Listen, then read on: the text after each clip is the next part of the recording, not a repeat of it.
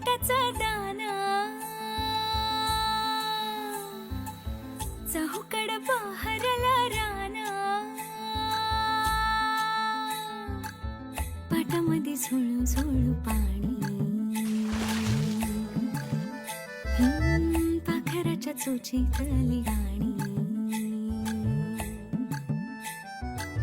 शेतामध्ये राबणारा लेक काळ्या मातीचा रांगडा तो मर्द माझा भाळाच्या छातीचा वेडा पिसा छंद असा लागला तुझ्यात जी